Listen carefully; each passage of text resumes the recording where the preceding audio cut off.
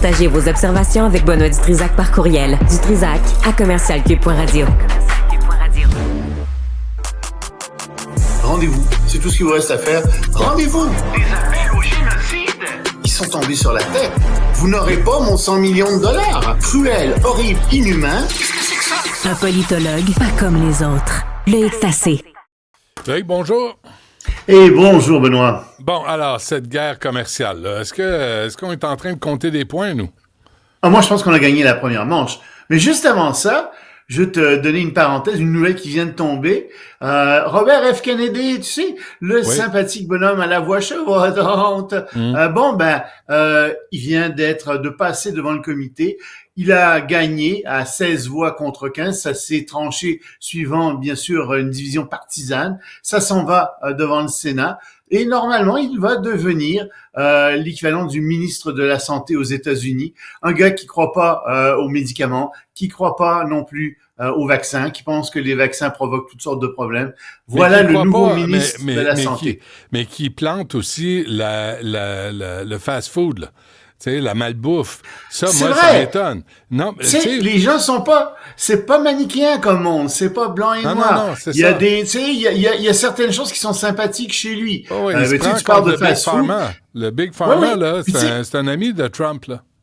Ah, absolument. Mais tu parles de fast-food, puis tu regardes ce qui arrive au forum, qui vient de s'associer au poulet frit Kentucky. Alors, les gens disent, ah oui, c'est américain. Oui, puis c'est du fast-food. Puis il y a plein de cuisiniers ici qui disent, oui, mais nous, on pourrait faire ça, on pourrait avoir au forum quelque chose qui soit gastronomique. Ça serait bon marché. Je vais te raconter une affaire que j'avais fait au Franc-Tireur. J'avais amené Martin Picard. Oui. Parce que Martin Picard du Pied de Cochon, qui est un master-chef là, ici, Martin Picard, il arrive, puis je suis rentré au Centre Bell, puis je suis allé acheter un paquet d'affaires. Puis on a mangé ça dans la boîte de son pick-up devant le Centre Bell, parce qu'on pouvait pas tourner à l'intérieur, tu sais comment ils sont. Puis il dit, ça, c'est congelé, ça, c'est congelé, ça, c'est décongelé. Tu sais, là, tu dis, comment se fait qu'on n'a pas, oh, bravo, Jean-Philippe, comment se fait qu'on n'a pas des chefs, ce que tu viens de dire, québécois, au Centre Bell, pour offrir, puis il est capable d'en faire, là, je lui avais demandé. Il faut comprendre, absolument, puis il faut comprendre que les grandes chaînes américaines qui sont ici font concurrence aux petits restaurants, à de petites chaînes québécoises qui feraient bien mieux, et ils nous envahissent avec leur malbouffe. Hey, ça, là-dessus, c'est tout à fait vrai. Fried Chicken Canada avec le dégoûtant Canadien en de plus, Montréal. Kentucky. C'est pas bon. Tu sais, c'est des trucs que tu manges sur le pouce. J'y vais parfois au McDo quand il n'y a plus rien d'autre. Tu sais, c'est la seule chose qui est ouverte à des kilomètres à la ronde. Ben, t'es obligé de te retrouver là. J'aimerais tellement mieux aller dans un resto québécois. Mais en fait, pour revenir au sujet principal de relations internationales de cette chronique. Excuse-moi, mais ce que tu dis là, moi, je l'ai fait la semaine passée, puis au lieu d'aller chez McDo, on est allé à la belle province, à la Prairie, puis c'est déjà mieux. C'était très, très bon. Pour tu sais, pour du junk food, là, c'était extraordinaire. C'était tellement meilleur. Je suis pas contre le fait de manger on peut en manger parfois du junk food.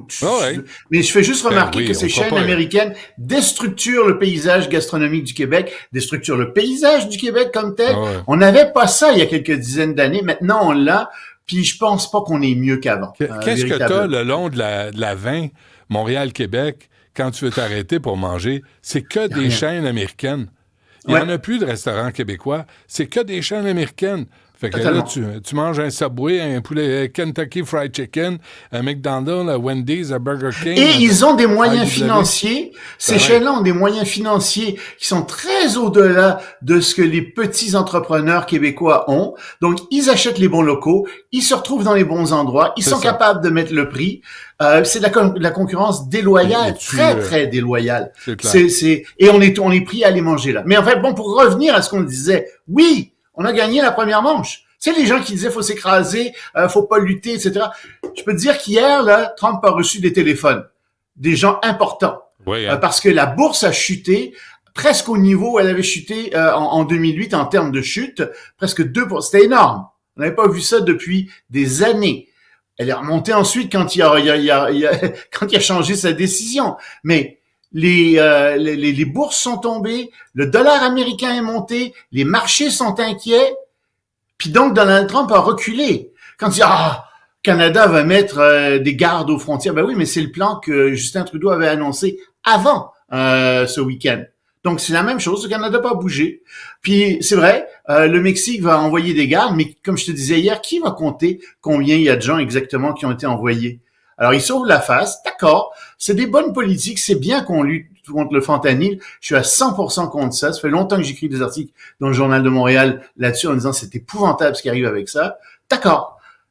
Mais il n'y a pas gagné gros. Les États-Unis ont perdu la première manche. Alors, il va voir ce qui va arriver.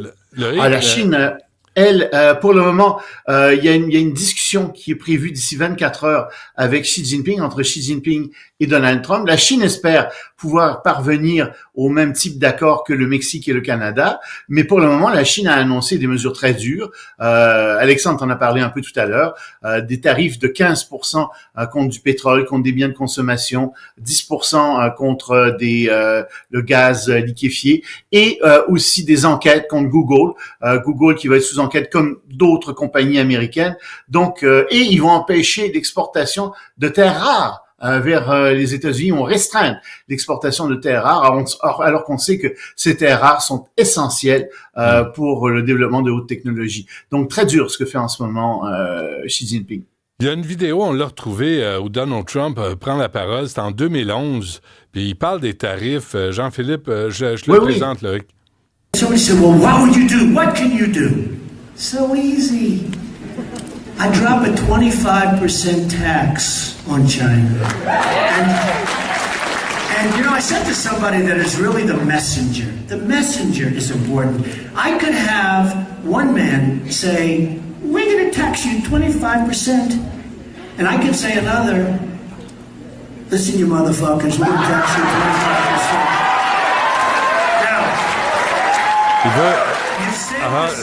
C'est pas d'aujourd'hui qu'il est obsédé par ça, là. Non. Par cette façon de faire-là, de mettre tout le monde à genoux. Mais tu sais, comme je l'écrivais ce week-end dans ma chronique dans le Journal de Montréal, les États-Unis en 1985 valaient 35% de l'économie mondiale. C'est beaucoup, 35%, parité de pouvoir d'achat. Ils sont rendus 15% de l'économie mondiale. Alors quand tu parles à 35%, quand tu représentes 35% de l'économie mondiale, oui, tu peux faire des choses, tu peux demander des choses à tes partenaires ou à tes adversaires. Mais quand tu n'es plus que 15% de l'économie mondiale, c'est plus pareil. Et regarde ce qui se passe en ce moment. Il vient d'inciter le Canada, tu en parlais avec d'autres, à négocier avec des partenaires. Moi, ce que j'entends là, c'est qu'il y a plein de dossiers qui étaient bloqués ou qui fonctionnaient pas si bien avec l'Europe, qui vont débloquer. Ils sont en train de débloquer. Je te fais une prédiction, là. On va signer des nouvelles ententes avec l'Europe. On va signer de nouvelles ententes avec le Mexique. Des trucs qu'on n'était pas pressé de signer, qu'on voulait pas nécessairement signer. Ben, on va s'entendre. Trump a accéléré ça. Il va faire en sorte que la politique commerciale du Canada et du Québec, les politiques commerciales du Canada et du Québec vont se diversifier davantage dans les prochaines années. Puis plus que ça, il a fait un tort durable à la consommation de produits américains au Canada et au Québec. Peut-être bien, d'une certaine manière. Parle-nous du Groenland avant qu'on se quitte, Loïc. Ben, au Groenland, ils sont très inquiets parce que figure-toi que on a vu des vidéos de partisans de Trump avec la casquette MAGA qui distribuaient dans les rues du Groenland, enfin au Groenland, dans les villes, des billets de $100. Des billets de $100 comme ça. Pour dire, hey, venez avec nous, ça va être tellement mieux. Ah oui, a dit le gouvernement du Groenland, il y a des élections qui arrivent là d'ici 2 mois. Ce qu'on va faire, nous, c'est que on va d'abord interdire à des gens de donner plus qu'un certain montant d'argent, 26 000 euros par personne, et on va prendre des mesures pour que vous n'entriez pas dans la campagne électorale. On se méfie particulièrement de l'influence des États-Unis, de la Chine et de la Russie. On veut tenir des élections, mais ce seront des élections indépendantes. C'est les gens du Groenland qui vont décider de l'avenir du Groenland. Ils sont 56 000, quelque chose comme ça. Et c'est ces gens-là qui ont fait ça. Donc, non, Trump, là, ça marche pas son affaire. Tous ses alliés... Ouais. En même temps, on aurait une équipe de hockey au Groenland. Il y aurait une équipe de la NFL au Groenland. Tu sais, ça pourrait... On pourrait sûrement jouer dehors. Ben, je trouve, oui, parce que c'est un des derniers endroits où il peut y avoir des patinoires extérieures. Oui, oui. C'est sûr que on est en train de perdre un gros avantage comme ça, Benoît. Je trouve, Hey, quand même. T'as toujours des réflexions très profondes. Un peu glissantes, mais très profondes. Ah, je suis désolé. Merci, Loïc. On se reparle demain. Salut, à demain.